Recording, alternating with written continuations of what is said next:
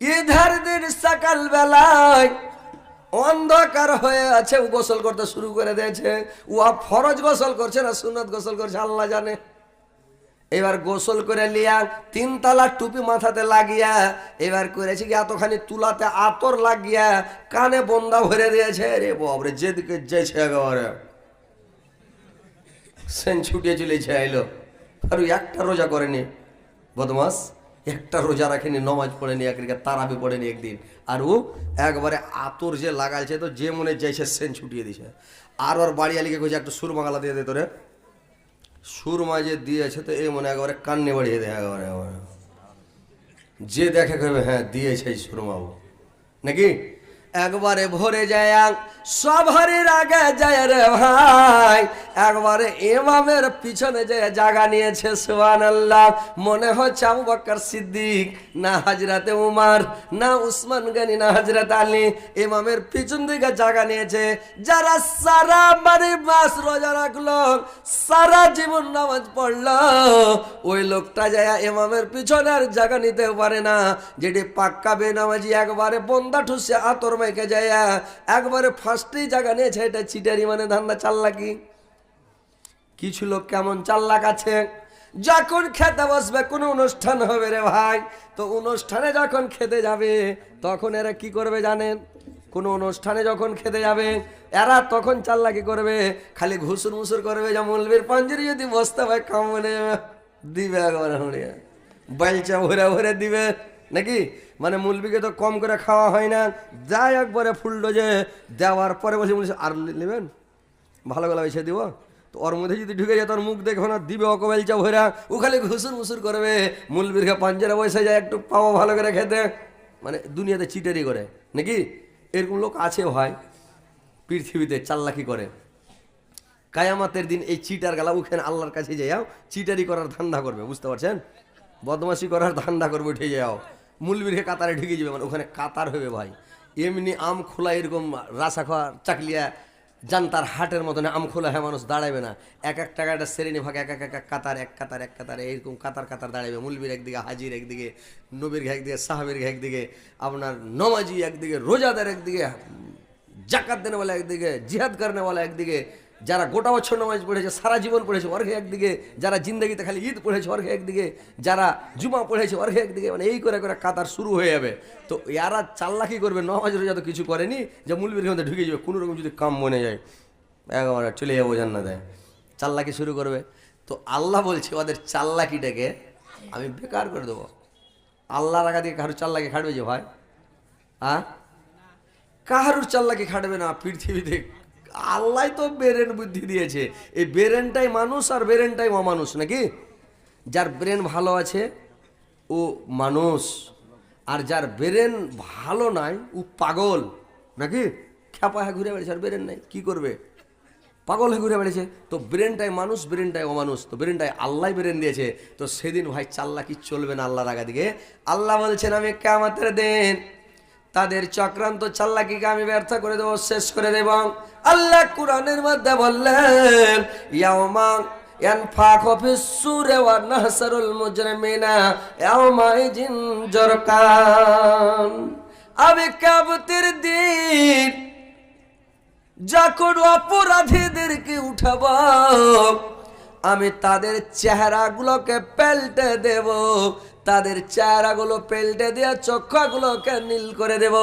প্রত্যেক অপরাধীর চোখগুলো সবুজ হয়ে যাবে, নীল হয়ে যাবে, আর চেহারাগুলো ভূতের মতন ভেকট হয়ে যাবে, চুলগুলো সব কাটা কাটা হয়ে খাড়িয়ে যাবে রে ভাই। বুঝতে পারছেন?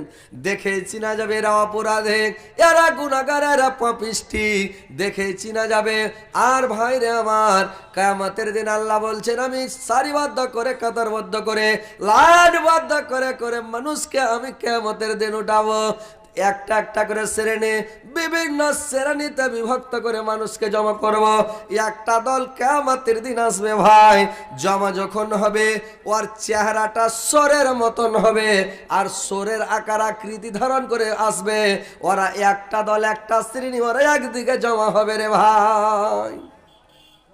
যেই লোকটা পৃথিবীতে যে লোকটা দুনিয়ার বুকে সব সময় হারাম খাদ্য খেয়েছে ভাই, নাজায়েজ খাদ্য খেয়েছে, ওই লোকটা যারা হারাম খাদ্য সব সময় বেঈমানি শয়তানি করে খায়, চুরি ডাকাতি করে খায়, নাজায়েজ খানা সব সময় খাবে, হারাম খানা খাবে, ওই লোকটার চেহারা সরের মতন হয়ে যাবে। আর সরের আকার আকৃতি ধারণ করবে, ওর একদিকে জমা হবে ওর একটা শ্রেণী, আর একটা দল কিয়ামতের কোটে আসবে, আর একটা দল আসবে তার চেহারাটা বান্দরের মতন হয়ে যাবে, বান্দরের আকার আকৃতি ধারণ করে তারা একদিকে জমা হবে। ওরা একটা দল, একটা শ্রেণী, তারা পৃথিবীর বুকে আর কথা ওকে লাগায়, ওর কথা ওকে লাগায়, ঝগড়া সৃষ্টি করে, ফিতনাবাজি করে। ওই দুমুখা ব্যক্তি কিয়ামতের দিন যখন জমা হবে, যত দুমুখা লোক আছে, একটা শ্রেণী একদিকে জমা হবে, ওদের দল একটা, ওরা একদিকে জমা হবে। আর একটা দল আসবে ভাই, তার হাত দুইখানা থাকবে না, পা দুইখানা থাকবে না, পুঙ্গ হয়ে খালি বডিটা থাকবে, আর উল্টিতে পাল্টিতে গড় পারতে পারতে পারতে পারতে, উল্টিতে পাল্টিতে গড় পারতে পারতে তারা মানে আসবে ভাই। ওরা একটা দল, একটা শ্রেণী, ওরা পৃথিবীতে এই পাপ করেছেন, যারা পাড়া প্রতিবেশীকে কষ্ট দিবে, পড়োশীকে দুঃখ দেয় রে ভাই, যারা পড়োশীর উপরে জুলুম করে, অন্যায় করে, প্রতিবেশীকে কষ্ট দেয়, ওই লোকটা পুঙ্গ হয়ে কিয়ামতের দিন উঠবে। পড়োশীকে জিন্দগিতে কষ্ট দিবেন না ভাই। আপনার ভালো মন্দের রিপোর্টার হচ্ছে আপনার পড়োশী, আপনার ভালো মন্দের রিপোর্টার হলো আপনার পড়োশী। আপনার পড়োশী যেটা রিপোর্ট দিবে সেটা আপনি যদি ভালো বলে আপনি ভালো, যদি পড়োশী আপনার খারাপ রিপোর্ট হয় তো আপনি খারাপ। আপনার মানে আপনার ভালো মন্দের রিপোর্টার হচ্ছে আপনার পড়োশী, পড়োশীকে কষ্ট দিবেন না ভাই। আল্লাহর নবী একদিন জিহাদে যাবেন, যুদ্ধের জন্য বের হয়েছে। এইবার সাহাবাদেরকে নিয়ে অনেক সাহাবা জমা হয়েছে, জিহাদে যাবে। আল্লাহর নবী বললেন, ওরে আমার সাহাবারা, বলুন তো তোমরা আবার কোন আমার এখানে সাহাবা আছো যে তোমরা তোমার প্রতিবেশীকে পড়োশীকে কষ্ট দিয়েছো, এরকম লোক আছো? একজন সাহাবা দাঁড়িয়ে গেলেন আর বললেন, নবী গো, আমি আছি, আমার পড়োশীকে কষ্ট দিয়েছি গো নবী। বললে, তুমি কি কষ্ট দিয়েছ তোমার পড়োশীকে? বললে, আজকে ভোরের বেলায় আমার পড়োশীর দেওয়াতে আমি পেচ্ছাপ করেছি, আমার পড়োশীকে কষ্ট দিয়েছি, দুঃখ দিয়েছি, ঘরের পুস্তা দেওয়ার পেশাব করেছি। বললে, তোমাকে জিহাদে যেতে হবে না, যুদ্ধে যেতে হবে না, তুমি বাড়ি চলে যাও, যাও তুমি ঘুরে চলে যাও। লোকটাকে নিয়ে গেলেন না, ফেরত পাঠিয়ে দিলেন। তার মানে কত বড় অন্যায় করেছে। আল্লাহর নবী বললেন, যারা পড়োশীকে কষ্ট দেয়, আইল দিয়ে জুত করে মাটি তুলা পড়োশীকে বর্ষাতে ডুবিয়ে মেরে ফেলে। কত লোক আছে আইলের গোড়াতে গাছ লাগিয়ে ছেঙ্গেতে মেরে ফেলছে পড়োশীকে, ওর ভুয়া ফসল হইতে দেয় না। পড়োশী আইলের জমিওয়ালা তো বলতে পারবে না, ভাই তুমি গাছ লাগানো, গাছটা কেটে দাও। তার মানে নিজের জমিতে গাছ আছে আমার বলনে বলে কে, কিন্তু আর যে ফসল হবে না মনে দুঃখ পাবে, আঘাত পাবে। ভাই কারুর মনে দুঃখ আঘাত দিয়ে পৃথিবী থেকে যাবেন না। আল্লাহ কিয়ামতের দিন তিনটা শ্রেণী লোককে, তিন প্রকার লোককে ক্ষমা করবেন না, বাদ বাকি সমস্ত লোককে আল্লাহ পাক ক্ষমা করে দেবেন। ভাই কি কি তিনটা? যারা আল্লাহর সঙ্গে শিরক করবে তাকে ক্ষমা করা হবে না। 2 নাম্বার ওই লোকটাকে ক্ষমা করা হবে না যে লোকটা পরের হক মেরে খায়। 3 নাম্বার ওই লোকটা যে কোনো ভাইকে কষ্ট দিয়ে, দুঃখ দিয়ে, ব্যথা যন্ত্রণা দিয়ে পৃথিবী থেকে যাবে, ওই লোকটাকে আল্লাহ পাক ক্ষমা করবে না। এই 3 শ্রেণীর লোককে আল্লাহ পাক ক্ষমা করবে না। তো ভাই জীবনে কোনো পড়োশীকে কষ্ট দেবেন না। আল্লাহর নবীকে একজন সাহাবী জিজ্ঞাসা করছেন, ইয়া রাসূলুল্লাহ, বলুন তো হুজুর, আমি কখন বুঝতে পারবো যে আমি ভালো, বা আমি কখন বুঝতে পারবো যে আমি এখনো খারাপ হয়ে আছি, আমি কখন বুঝতে পারবো? আল্লাহর নবী বললেন, তুমি বুঝতে পারবে তোমার পড়োশী যখন তোমার নাম করবে, লোকটা খুব ভালো, লোকটা খুব সুন্দর, দিলদার, খুব ভালো মানুষ, তুমি জেনে লিও সত্যিকারে আমি ভালো।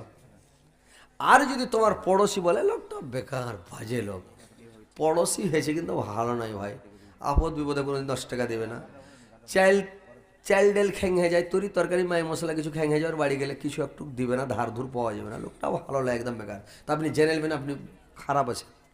তো আপনার রেপোর্টার হচ্ছে পড়োশি, তো পড়োশিকে ভাই জ্বালাবেন না, আর পড়োশিকে কষ্ট দিয়ে না ঘাত দেবেন না ভাই, পড়োশিকে ভালোবাসতে শিখেন, বুঝতে পারছেন?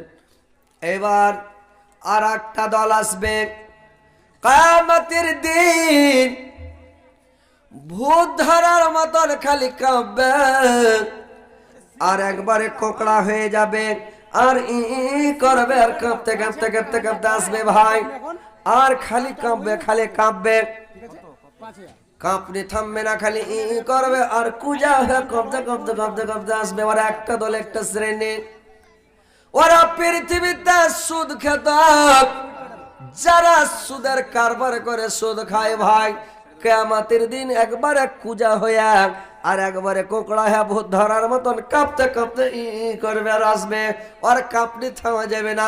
যারা ভূত ধরে, আর ভূত ধরা লোকের ভূত থামাইতে পারবেন?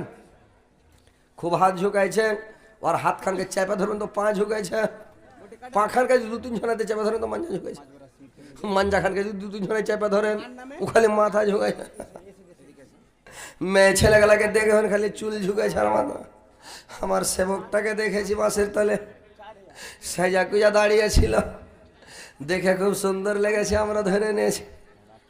এই সেবকটাকে ছাড়াবো না, দেখেন পাগলামো শুরু করে দেখে, মানে ও কাঁপাইবেই, ভূত ধরালো মানে ভূত ধরার মতন করবে। তো ওইরকম যারা সুদখোর, কিয়ামতের দিন ওরা ভাই কুজা হয়ে ভূত ধরার মতন খালি করবে, আর কাঁপতে কাঁপতে কাঁপতে কাঁপতে কুজা হয়ে ধন্য হয়ে কিয়ামতের কোর্টে জমা হবে। ওরা একটা দল, একটা শ্রেণী ভাই। সুদ খাবেন না ভাই, সুদ খাওয়া বন্ধ করে দেন, বুঝতে পারছেন? এটা বিশাল বড় গুনাহ। এটা গুনাহে মানে গুনাহ হলো তিনটা। কয়টা গুনাহ ভাই? তিনটা গুনাহ। একটা হলো গুনাহে সগীরা, এটা ছোট গুনাহ, হাঁটতে হাঁটতে কারোর দিকে দেখে নিলেন, এটা হ্যান্ডাগরা চলে গেল নাকি, এটা সগীরা, বড় গুনাহ নয়, এটা ছোট গুনাহ। তারপরে কবিরা, দেখে নিলেন তো যে একটু টাচ করে নিলেন, এটা হলো কবিরা, একটু বড় হলো ওর থেকে, মানে ম্যাজগোল। আর একটা গুনাহ হলো মহাপাপ। মহা মানে বুঝতেই পারছেন, বিশাল। মহাপাপ মানে খুব বিশাল বড় পাপ। তো মহাপাপ হলো 9টা। তো মহাপাপ যেটা মানে কেসের ধারা আছে, এমন কেস আছে আপনাকে যায়া জেলে ঢুকতে হবে না, বাহির বাহির বের হয়ে যাবে। এমন জেল আছে আপনাকে 3 দিন ঢুকতে হবে, মানে 3 দিন থাকতে হবে। একটা আছে আপনাকে 90 দিন থাকতে হবে, মানে এরকম ভারী ধারা আছে, 90 দিন থাকতে হবে ভিতরে, জেলের মধ্যে থাকতে হবে, তারপরে বের নেবে। তো ওইরকম কেসের এটা ধারা, যেটা সাগিরা গোনা, এটা আপনাকে তোবাও করতে হবে না, আল্লাহর কাছে মাফও চাইতে হবে না, এটা আপনি মাফ হয়ে যাবে। কীরকম জানেন? যদি আপনি নামাজ পড়েন, 5 ওয়াক্ত যখন নামাজ পড়বেন কিনা, তো উজু করলেন, চোখ মুখ ধুলেন, চোখের দ্বারায় যেটা গোনা, যে ভালো মন্দ জিনিস দেখেছেন, চোখ ধুলেন, তখন ওটা গোনা শেষ। মুখের দ্বারায় হয়তো একটু খারাপ টারাপ কথা কয়েছেন নাকি, দোষ বন্ধুর সামনে কুলি টুলি করলেন, মুখের দ্বারায় যেটা গোনা হয়েছে, আল্লাহ এটা মাফ করে দেবে। কানের দ্বারায় যেটা হালকা ফালকা গোনা, কান মাসা যখন করলেন, তো কানের দ্বারায় যেটা গোনা হয়েছে, এটা আল্লাহ মাফ করে দেবে। ব্রেনের দ্বারায় আপনি মনে মনে ভাবছেন সুবহান আল্লাহ, এই বেটি ছেলেটাকে একবার খালি বিয়ে করতে পেতাম, আল্লাহ তো মন শান্তি হয়ে যেত নাকি। এই যে ব্রেন খাটাইছেন, খালি একবার বিয়ে করতে পেতাম। তো এই ব্রেনের দ্বারাই গোনা হলো, যখন মাথা মাসা করবেন, তো এই ব্রেনের দ্বারাই যেটা গোনা হয়েছে, খারাপ ব্রেনে যেটা খারাপ জিনিস আপনার সাড়া দিচ্ছে, এই জিনিসটা আল্লাহ ক্ষমা করে দেবেন, মানে মাফ করে দেবেন, মানে মাসা করলে।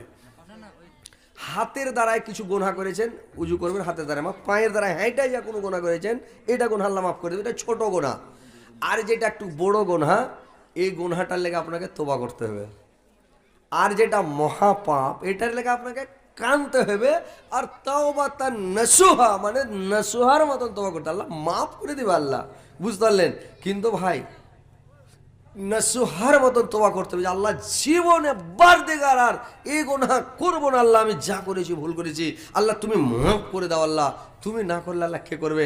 মসজিদে ঢুকে যান, গিড়গিড়ান, কাঁদেন, আল্লাহ ক্ষমা করে দেবে ভাই। এগুলো হলো বড় গুনাহ, বুঝতে পারছেন? তো সুদের গুনাহটা বিশাল বড় গুনাহ। তো 9টা মহাপাপ শুনবেন, 9টা মহাপাপ শুনবেন যে ভাই। 1 নাম্বার মহাপাপ হলো আল্লাহর সঙ্গে শিরিক করা।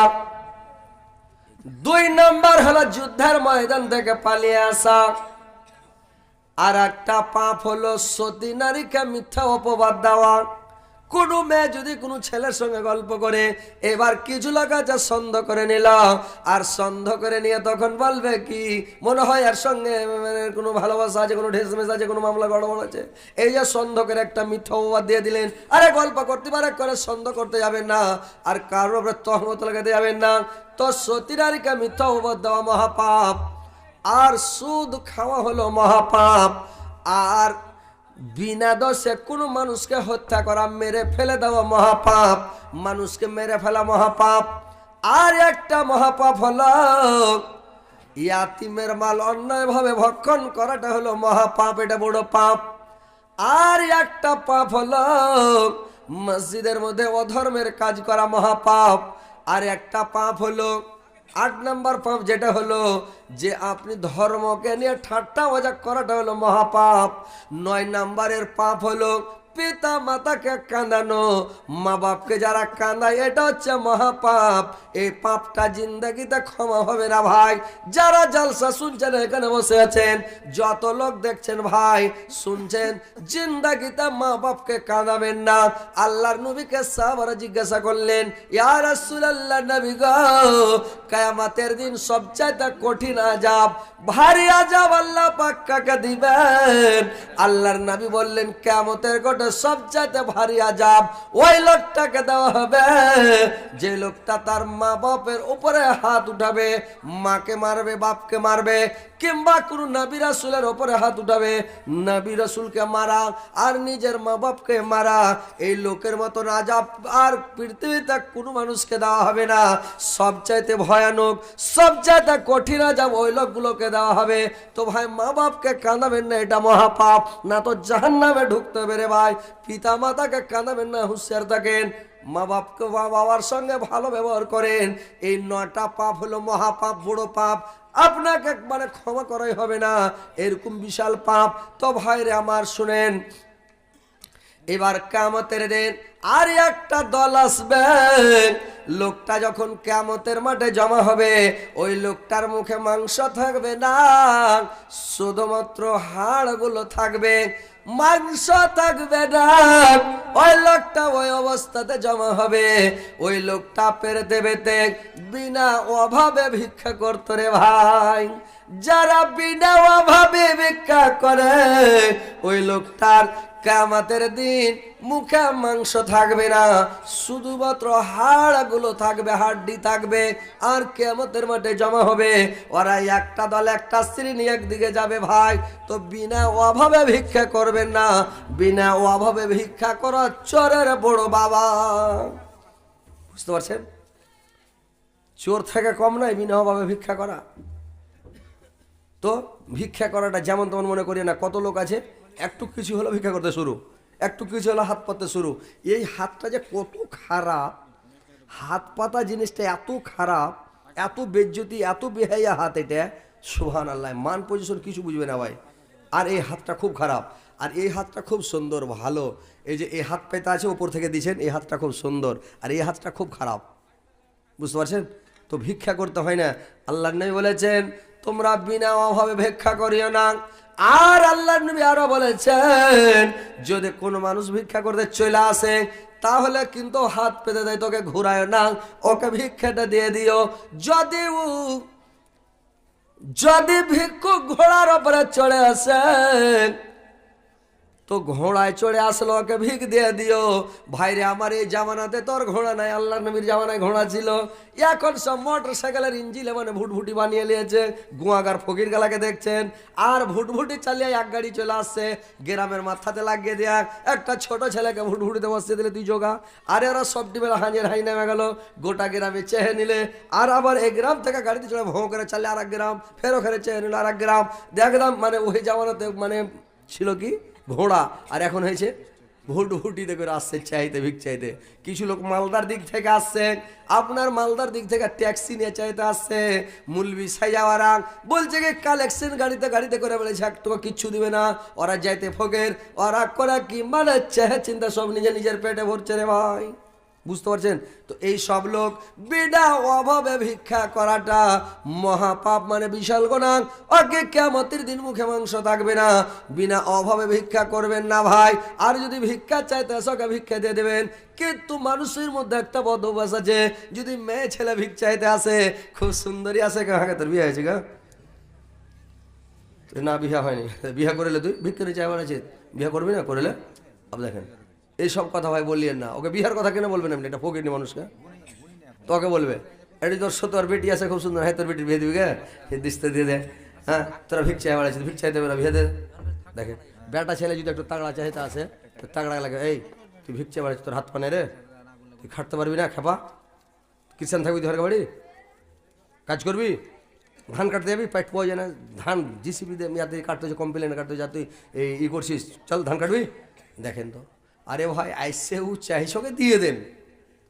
আল্লাহ নিয়ে বলেছেন তোমরা যে সেই কথা বলবা না। ঘোড়াতে চড়ে আসে যদি হাত পা তোকে দিয়ে দাও, কিন্তু নিষেধ করা হয়েছে বিনা অভাবে ভিক্ষা করিও না। ও যদি করে ওর জবাব ও দিবে, কিন্তু আপনারা দিয়ে দেন, যেই সেই কথা বলবেন না। এবার দেখেন ভাই, ভিক্ষা করতে এসেছে একটা লোক ভাই, আপনাদের এলাকা আমাদের এলাকার নাম বললেও ফের ঝামেলা, তখন ভিডিওতে ভাইরাল। মহিষপুরে একটা লোক আছে ভাই, একটা ফকির করেছে কি ভিক চেয়েছে, 3 লাখ টাকা জমা করেছে, 3 লক্ষ টাকা জমা করে দিয়েছে রে ভাই। আর আমাদের প্রধানমন্ত্রী বলছে যে নোটবন্দি। লোকটার মাথা খারাপ, ফকিরের কি করলাম, 3 লাখ টাকা চেয়ে চিন্তা জমা করেছি, আর বলছে নোটবন্দি কি করব। লোকটার মাথা খারাপ, আল্লাহ কি করবো, আর ব্যাংকে কোনো মানে আর বই খোলা নাই, খাতা খোলা নাই।